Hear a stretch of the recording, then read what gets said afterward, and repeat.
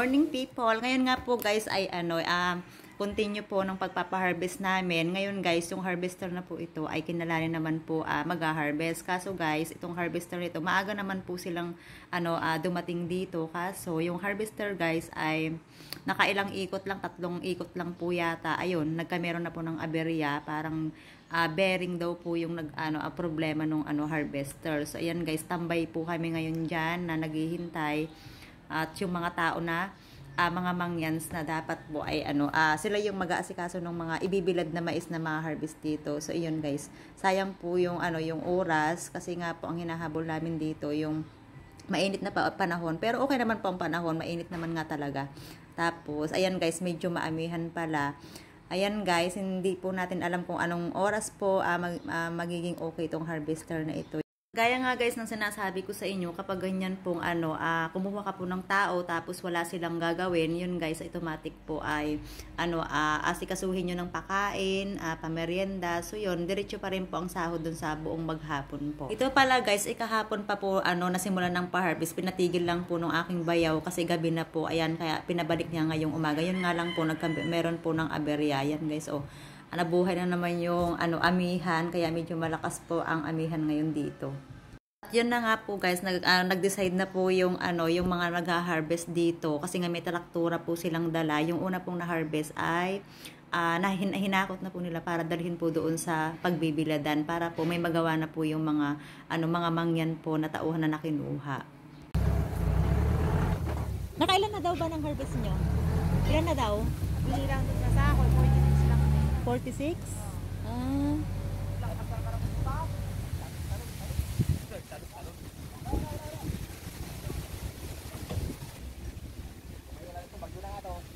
Bagyo na eh.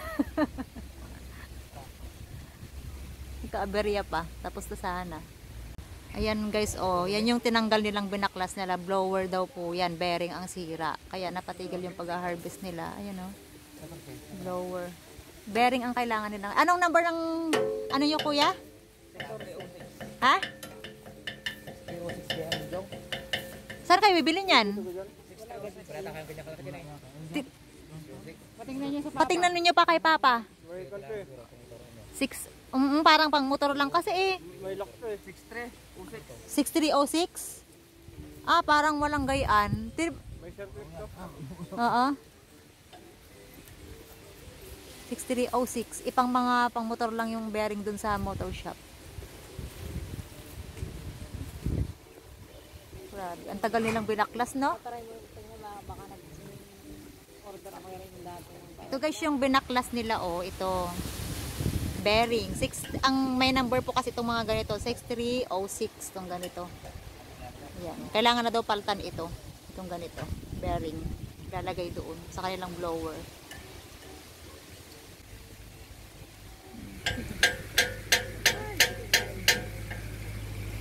Nakasalampak kami dito ni Lani. Naghihintay kami kung kailan ma-harvest yung maisan dito. 2 araw na kami nasa gitna ng palayan. 2 araw na kami nasa gitna ng palayan. Ay, ng maisan. Ayan. Okay. Bangers din sila nangangarap. Mamaya magpapamerinda na pala uli ako. Mamaya tayo guys babalik dito pag okay na uli yung harvester kasi nga babantayan ko din guys yung ipapa-harvest namin dito. Kung sila Lani guys magpapa-harvest ng mais, ako naman guys ay inaasikaso ko naman po yung itong pabilad po namin. So ito guys, magdadala pa pala guys ako ng dito ng merienda nila ng mga tao dito. So dito pala guys ay sobrang lakas ng amihan dito sa may malapit sa tulay po dito. Punta tayo dito sa ating mga tauhan dito. May merienda sila. Buti na lang dito, mayroon silang malililingan, masisilungan ba?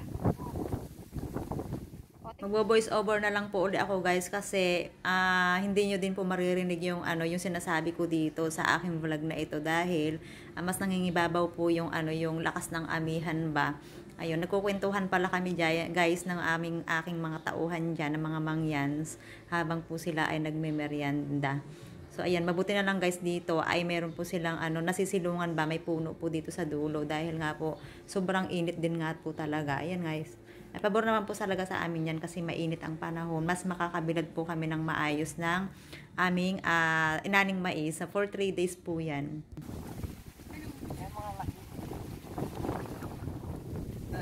Hinahalo nyo ganang maraming beses Rio? Lahat kayo naghahalo?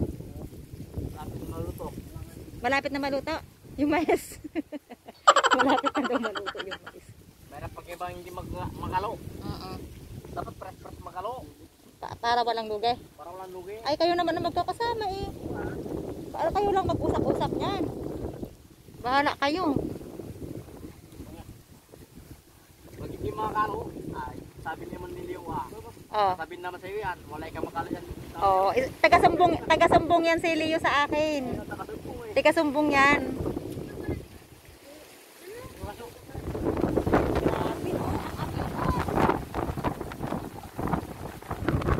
Ayan na uli guys sila. Maghahalo na kasi uli yung mga yan. Dito ako dadaan. Ayoko doon. Baka madapa ako. Kasi nadapa na ako kanina dun sa loob ng bahay nila mama.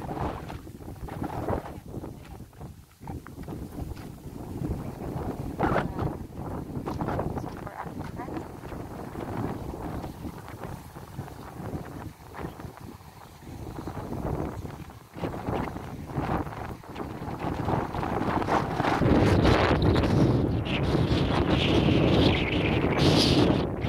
Hanggang ang gilid yan, Tex? Oo, madulas na. Gawa ng sobrang init na amihan pa. Oo, tagyo.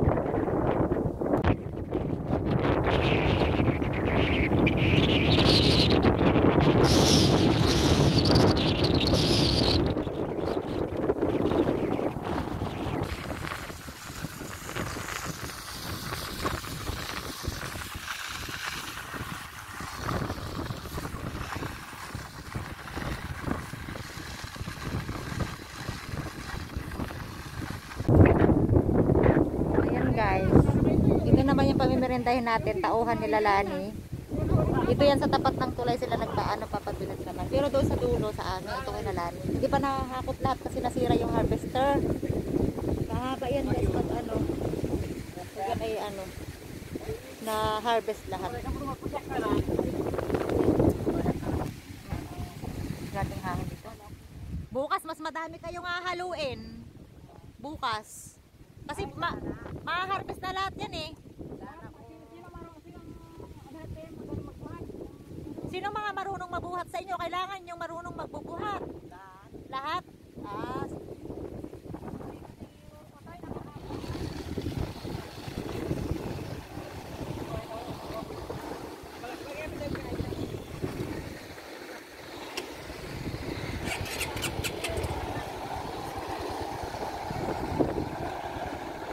Ayan guys, balik tayo dito sa likod, dito kina Lani at saka yung sa amin doon.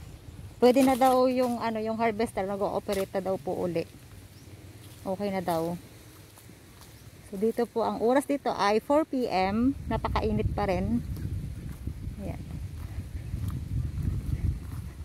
Tapos yung ibang mangyan guys, kailangan meron din dito, mga 3 siguro dahil kailangan din po nilang yung mamulot sila yung mga hindi nakukuha ng harvester. Yung mga natumba. Yun, kukunin nila yun. Ilalagay po nila sa sako. Guma naman ngayon. Naku, patay tayo dyan. Enip na din ang papa. Pumunta na din dito para bisitahin yung mga pinapa-harvest. Yung harvester guys ay tumigil na naman kasi belt na naman daw naman ang ang medyo pumalya. Pero parang okay naman na uli. Naririnig ko na eh. Ayan, nag-ooperate na uli.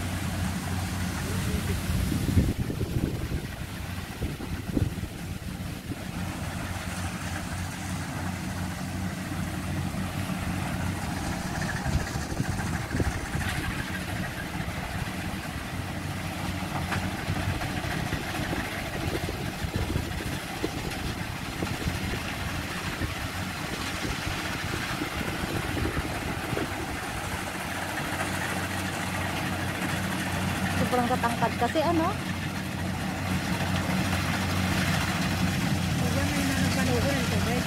Oo. Malas ata si Kuya Jong? Malas ka ata? Ha?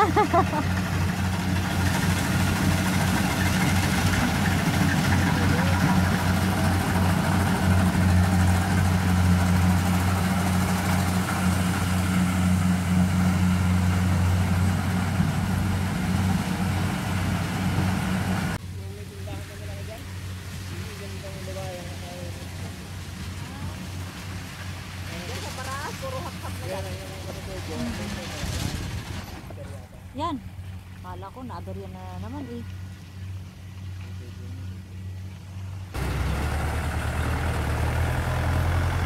Sakay tayo dito. Ha? Ah.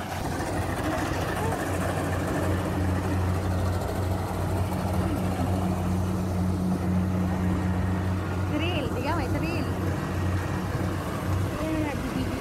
Kaya nga.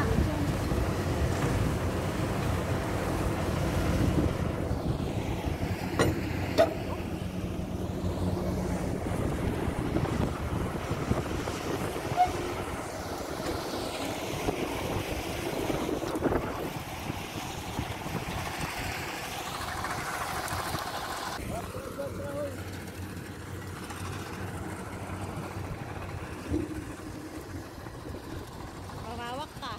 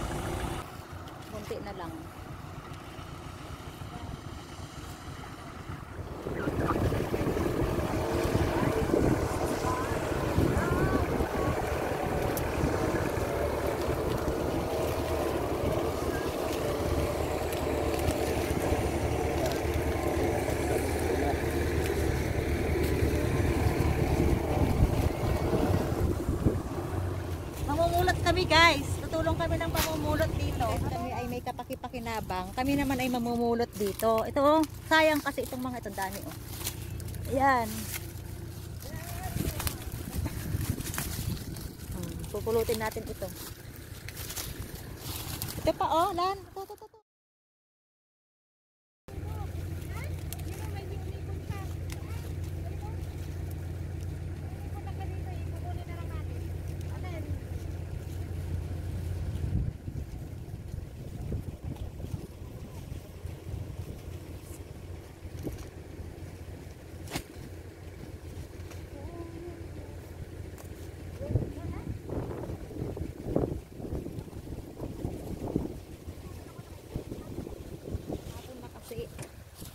Alam nyo guys, kapag hindi ito pinulot ng ganito, sayang talaga. Sa mahal ng ano, ng kilo. Hindi, pagpupuhunan pala, mali na naman yung sinabi ko.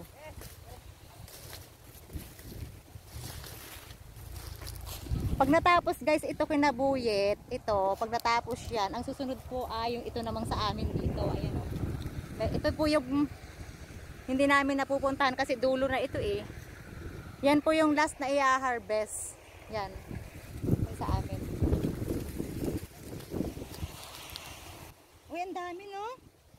Madami. Oh. Tumigil na uli kayo yung ating ano, harvester. Nag-harvest dito kay Dalani. Ito na lang kinalani. Yan. Yan na lang. Tapos ito.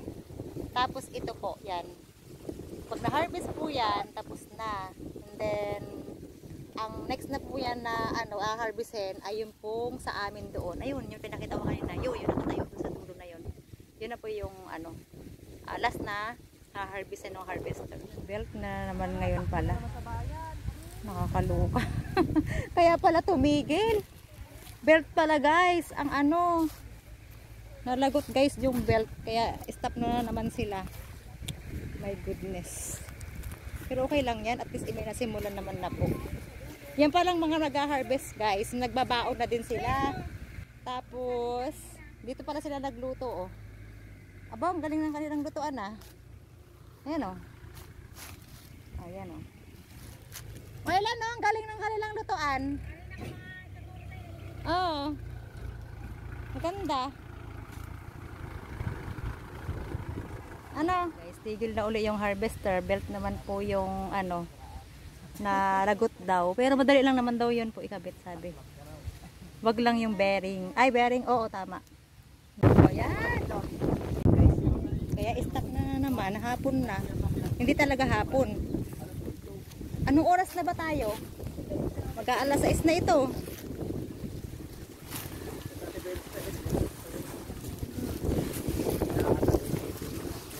Pero madali lang paltan yan kuya, ng belt. Ah, pinapaltan na? Parang malas si Kuya Jong. Na? Wala naman yan kahapon eh. Parang malas. Naku. Dapat Kuya Jong, kapag nagpaparvest, hindi mo pinapakita ang mukha mo. Nakatalikod. Lagi kang nakatalikod. Wala eh, nakailang sira ha? Nakailang sira ang harvester. Ito po yung ano, pinulot na ano ng mga nasa ground. Yan. Ganyan ang ginagawa dyan, isusubok yan. Pati naglalagay na kakainin na harvester naman na. Ilagay na niya, makukulit. Si Kuya Jong na lang ilagay nyo. Si Kuya Jong na lang ilagay nyo dyan. Parang nakakadala ka kuya talaga. Uwi na ako. Dapat ay ano, ikaw ay wala, ay ano, walang problema. Pero motor, uwi na ako. Kasama na nga daw siya na siya ng cycle niya na siya. Ay naku po. Nakailang aberya eh. Aandar kaya yan kuya? Martin, isubo-subo mo na yun mamaya ha. Ito yung mga tigapulot nila Lani. Ayan. Mga mangyan natin. Naribog pa rin oh. Yun, ano, pagpinggahan nyo na, ilapit nyo dito. Yun oh, nakatayuan nyo na sa riko.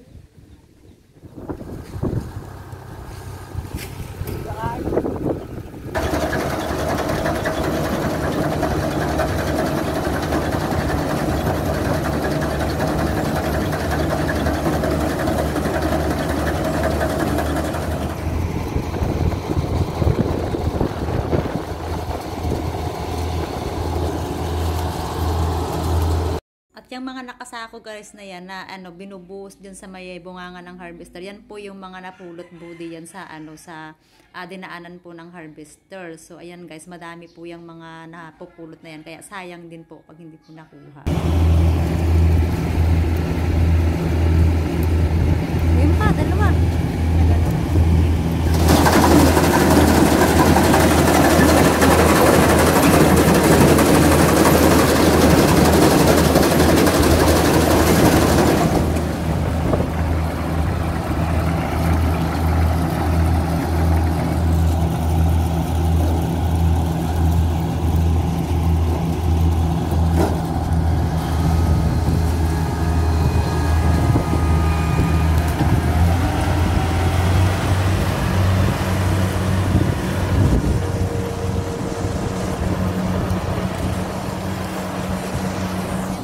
Overtime yung mag-harvest. Tatapusin kasi nila lahat yan. Kaya na po At ayan na nga guys, hanggang ngayon ay nandito pa rin po kami sa kalagitnaan ng bukid. Ayan, sabi ni Boyet ay ipapaharvest na daw po lahat. So titignan natin guys kung kakayanin, kasi nga gabi na po at saka mahirap na din po mamulot dahil hindi na din po makikita. Titignan natin guys kung matatapos nga po ng harvest. Ayan guys, overtime. Malawak pa yan. Malawak pa. Pagkatapos na yung atin na yan, Patigil na lang muna. tigil natin. Kaya nga, gabing-gabi na. Madami dyan ay iwan namin. Ayan, madilim na po dito. Hindi nyo kami makikita. Kami po ay babalik na dun sa bahay ng mga mama para asikasuhin yung mga mangyan. Kasi papakainan na din po namin yun ng hapunan. Bago umuwi, tapos may maiiwan pong 4 para po magbantay po doon sa binibilad na mais, kasi hindi po pwedeng walang walang bantay ba. Ayan guys, dito na kami. Kami po ay magpiprepare ng kailang pagkain. Papakain natin yung ating mga mangyan. At dito na namin guys uli sila pinakain sa labas, kasi nga po dito sa loob ng bahay ng aming mga biyanan po ay marami pa pong kalat dahil nga po nagpapaayos po sila ng loob ng bahay nila. So yan guys, yung ilaw pala masyadong malayo doon sa lamesa, kaya hindi sila masyadong kita. Ayan, gabi na. Papakain po na namin yan muna yung mga yan bago sila umuwi. Yung iba naman may. Nung matapos nga po namin maasikaso yung aming mga mangyan, kami nga po guys ay uuwi na din. So agabi na po dito. Ayan, bukas po namin itutuloy yung aming patrabaho. Thank you so much po sa panonood. Bukas po ulit. Bye-bye.